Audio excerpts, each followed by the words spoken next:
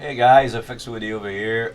Just wanted to show you what's my plan about the QidiBox and how I'm Frankensteining it because you know me, I'm the crazy Frenchie and I modify every fucking thing I touch. So what I wanted to do is actually optimize that freaking box because obviously it's working like shit.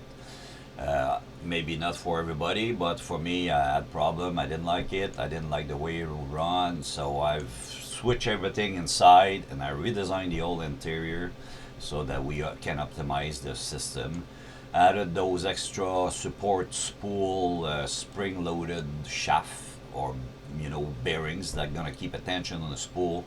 That will screw inside the top cover with little screws and simple attachment to add. And I had this because what I wanted to do is actually to keep constant pressure on the two lower spools, the drive gear and the other one that sits over here. So I wanted the spool to be always, when we close the cover, to keep a pressure on it, because on retraction, that freaking spool, there's a lot of fucking jumping when it pulls back to reel back the filament or whatever. It was jumping like a frog.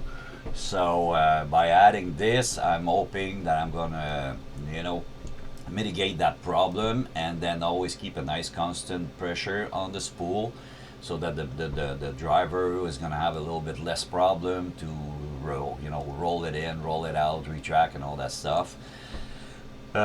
Change everything inside. What I did is actually quite laborious because I took the stepper and then the extruder and I switched them to the back.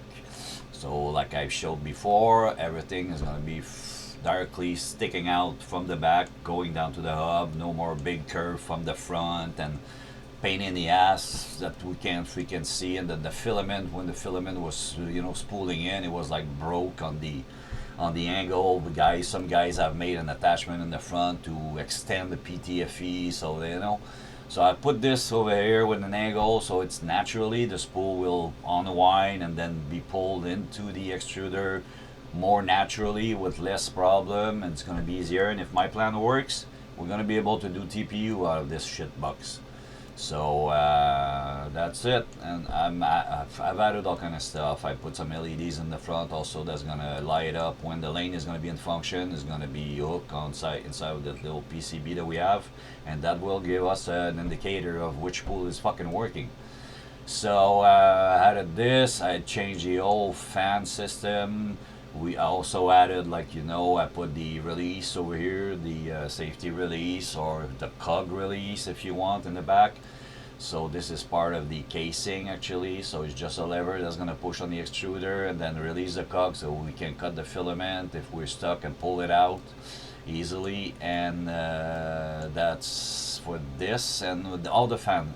That's it. The main system I did actually is really switch everything around first of all, and then we did all the ventilation system and all the heating system inside.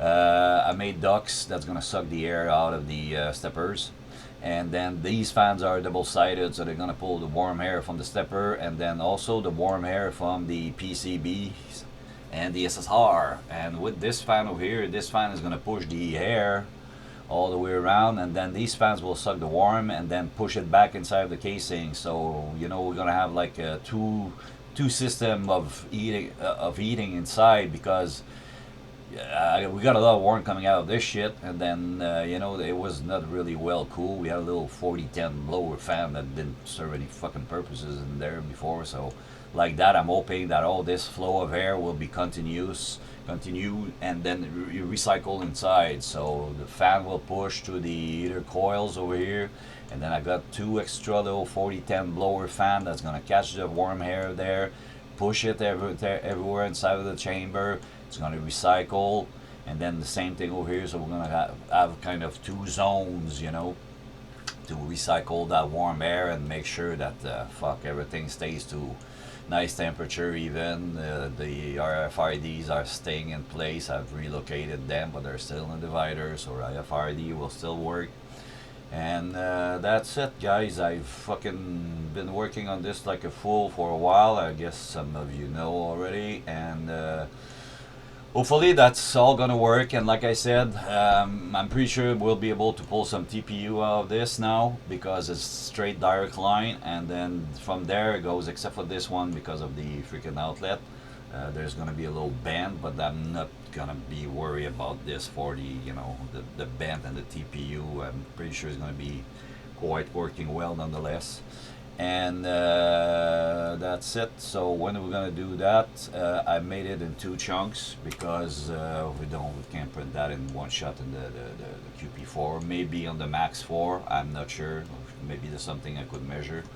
And but it's a tedious job to print. You gotta take your time. There's a lot of support. There's a lot of ways to do this. If I ever upload this, I will probably do the 3MF, you know, the files with the support and everything for you guys to just put it in and then push print kind of. So I'll try to be nice. And that's it. This is where I'm going. An extra fan, I'm probably gonna put a port. The only thing that's gonna be missing is that inside of the cover, on the back cover, not the cover but the shell, we're gonna have to do a hole because there's a plate, a special plate with the attachment for the PTFE that we need to add so that my angle of attack for the PTFE goes straight down. So that's what I got left to do, and that will be the major modification to do on the box, the casing itself, because for the rest, the shit fits right inside of the original casing. I just reverse all that stuff, I Frankensteined it, and hopefully it's gonna work. So if it doesn't work, well, too bad for me and okay for you because you don't have to fuck around with this. Alright, so happy printing and see you soon.